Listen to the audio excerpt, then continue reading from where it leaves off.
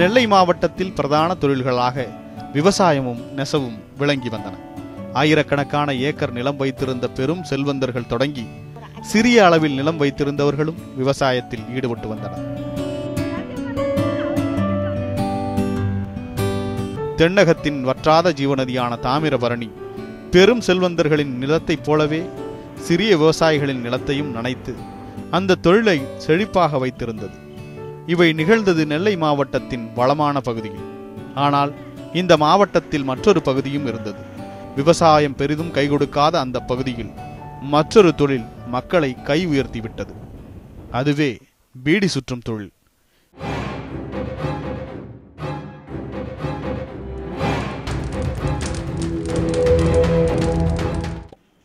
இந்த தொழில் நெல்லை மாவட்டத்திற்கு வந்து கிட்டத்தட்ட 100 ஆண்டுகள் கடந்துவிட்டன.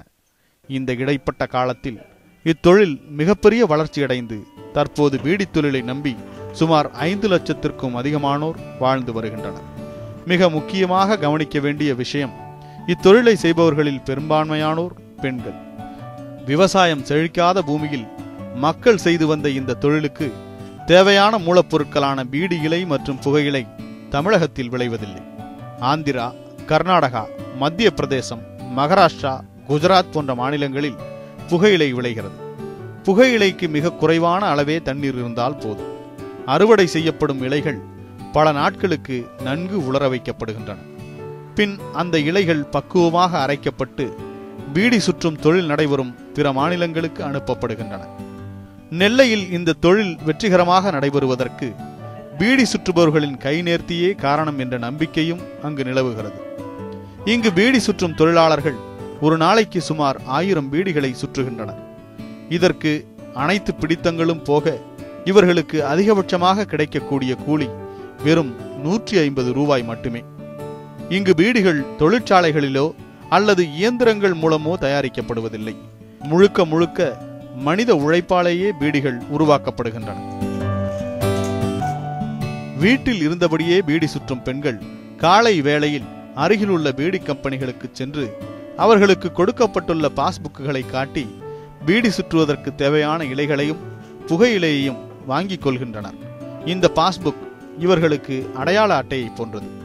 இது இருந்தால் மட்டுமே இத்தொழிலாளர்களுக்கான சலுகைகளை அவர்களால் பெற முடியும். ஒரு பாஸ்புக்கிற்கு ஒரு நாளைக்கு மொத்தம் 1/2 கிலோ பீடி இலையும் 200 கிராம் புகையிலையும் கொடுக்கப்படுகிறது. இதை வைத்துக்கொண்டு அவர்கள் 1000 பீடிகளை சுற்றித்தர வேண்டும். 1000 பீடிகள் என்ற இந்த எண்ணிக்கை குறையக்கூடாது என்பது கவனத்தில் கொள்ள வேண்டிய விஷயம். தேவையான பொருட்களை வாங்கிக் கொண்டு வீட்டிற்கு சென்றபின் பீடி சுற்றுவதற்கான ஆயத்தங்கள் தொடங்குகின்றன. முதலில் இலைகள் தண்ணீரில் நனைக்கப்பட்டு ஆஸ் என்று சொல்லக்கூடிய அளவுகோல் மாதிரியின் அளவிற்கு நேர்த்தியாக அவை வெட்டப்படுகின்றன. ஒரு இலையில் எத்தனை பீடி துண்டுகள் வெட்டப்படுகின்றனவோ அதன் அடிப்படையிலேயே பீடியின் எண்ணிக்கையும் அமையும். இதன் பின்னர் ஒரு தட்டில் புகையிலை கொட்டப்படுகிறது. இப்போது பீடி சுற்றப்படுவது தொடங்குகிறது. வெட்டப்பட்ட இலை துண்டுகளுக்குள் புகையிலை நிரப்பப்படுகிறது. பின் இலை சரியாக உருட்டப்பட்டு அதன் இரு பக்கங்களும் அடைக்கப்படுகின்றன. இறுதியாக அதன் மீது மெலிதான வண்ண நூல் சுற்றப்பட்டு பீடி தயாராகிறது. இந்த நூலின் நிறம் ஒவ்வொரு பீடி நிறுவனத்தை பொறுத்தும் வேறுபடும். இவ்வாறே பீடி உருவாக்கப்படுகிறது. இதுபோல் நாளொன்றிற்கு ஒருவர் சுமார் 700 முதல் 1000 பீடிகளை சுற்றுகிறார். எந்த தொழிலும் தொடர்ந்து செய்யும் பட்சத்தில் சலிப்பை ஏற்படுத்தக்கூடியதே என்பதை நாம் அறிந்திருப்போம். இங்கு தொழிலாளர்களுக்கிடையில் நடக்கும் அரட்டைகள் சலிப்பை போக்கும் அம்சமாக அமைகின்றன. சிறு வயதிலிருந்தே பீடி சுற்றி வரும் பொண்ணு தாய்க்கு இந்த தொழில் 40 ஆண்டு கால பரிச்சயம். எங்கள் வீட்டில் அது குடும்ப தொழிலே இதான். எங்கள் அம்மா சுற்றுறாங்க, எங்கள் அம்மா கூடத்தால நாங்கள் சுற்றுறோம். எங்கள் அம்மா இருக்கும்போதே எங்கள் அம்மா சுற்றுறாங்க. அப்புறம் படிக்க வைக்கிறதுக்கெல்லாம் படிக்கலை. இப்போ படிக்கணுங்கிற போகவும் இல்லை, கொஞ்சம் தான் போனோம். ஒரு 3 வரைக்கும் தான் போச்சுது. அதுக்கப்புறம் எங்கள் அப்பாலாம் கிடையாது, நாங்கள் பீடி சுற்று தான் காலம் கழிச்சோம். அதனால் பீடி சுற்று தான் எங்களுக்கு தொழில். எங்கள் அம்மாவும் இல்லை. அப்புறம் எங்கள் சித்தி வீட்டில் தான் வளர்ந்தோம். அப்புறம் வேறு வழி வசதியெல்லாம் கிடையாது, பீடி சுற்று தான். விவசாயம் பொய்த்து போன பின்தங்கிய இந்த பகுதியில் வேறு வழி இல்லாததால் பீடி சுற்றுவது பெண்களுக்கு உகந்த தொழிலாக மாறியுள்ளது என்று கூறுகின்றனர் இவர்கள். கஷ்டம் கிடையாது. வேணும்னா தான் நம்ம படுக்க படுக்கலான்னு, வேண்டாம்னா கொஞ்சம் நல்லா இல்லை முடியலை அப்படின்னா கொஞ்சம் படுத்துக்கலாம். நம்ம எங்கேயும் கம்பெனியில் போய் வேலை பார்க்கலல்ல, நம்மளை கட்டாயம் நீ இருக்கணும் அப்படிங்கிறது இல்லைல்ல. என்ன சுற்றப்பட்ட பீடிகள் கட்டப்பட்டு மீண்டும் அந்தந்த நிறுவனங்களுக்கு கொண்டு போய் கொடுக்கப்படுகின்றன. இப்போது பீடியின் தரம் ஆராயப்படுகிறது. அனைத்து பீடிகளும் அளவில் ஒத்துப்போகின்றனவா என்று முதலில் பார்க்கப்படுகிறது. பீடி சரியாக கட்டப்பட்டுள்ளதா என்பதும் ஆராயப்படுகிறது. குறைபாடுள்ள பீடிகளுக்கு தொழிலாளர்களே பொறுப்பாகின்றனர். நிறுவன முகவர்கள் குறைபாடுள்ள பீடிகளை தொழிலாளர்களிடமே திருப்பி அளிக்கின்றனர். இந்த பீடிகளுக்கு கூலி வழங்கப்படுவதில்லை. தொழிலாளர்களிடமிருந்து வாங்கப்படும் பீடிகள் அனைத்தும் ஒரு பெரிய தட்டில் சரியாக அடுக்கி வைக்கப்பட்டு வெயிலில் காய வைக்கப்படுகின்றன.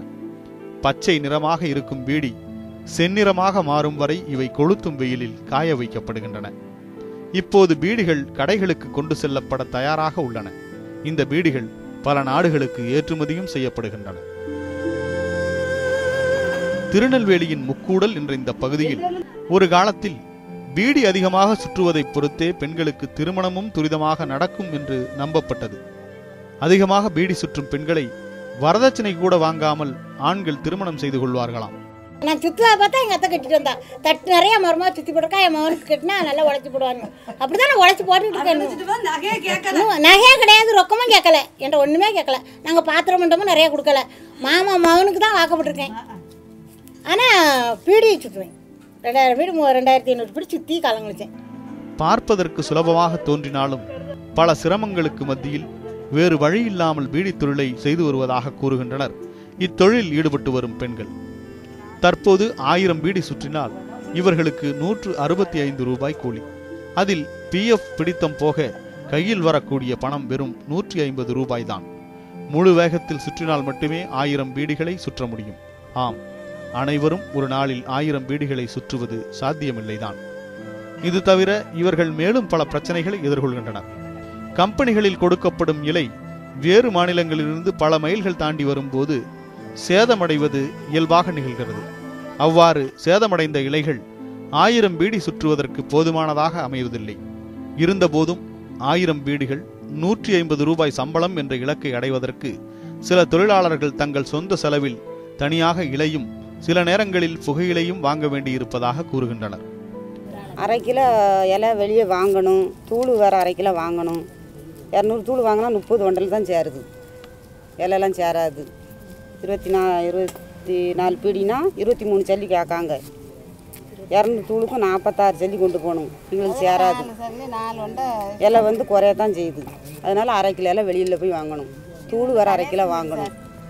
இவ்வளவு பிரச்சனையும் தாண்டி 1000 பீடி சுற்றினாலும் அதை கொண்டு அன்றாட வாழ்வை நகர்த்துவது கடினமான ஒன்றாகவே உள்ளது இந்த தொழிலாளர்களுக்கு. உழைச்சியா 10 நிமிஷம் கையில் இருக்கணும். என்ன கூலி பிள்ளைகள் படிக்கவா, சாப்பாட்டு பக்கவா, துணிமணி பக்கவா, எல்லாமே அதை தான் பார்க்கணும். எல்லாம் கொஞ்சம் கஷ்டமாக தான் இருக்குது. பீடிச்சுலாம் ஒன்றும் செய்ய முடியாது. இப்போ வறுமை இருக்கான், காப்பிக்கு வேணுமே பிள்ளைகளை வச்சுட்டு அடுத்த கத்துறது கேட்க முடியாது. காப்பிக்கு வேணும் வேணும் தான் எடுத்து சுற்றியும் வேணும், எல்லாம் ஈஸியாக கஷ்டமாக தான் இருக்குது.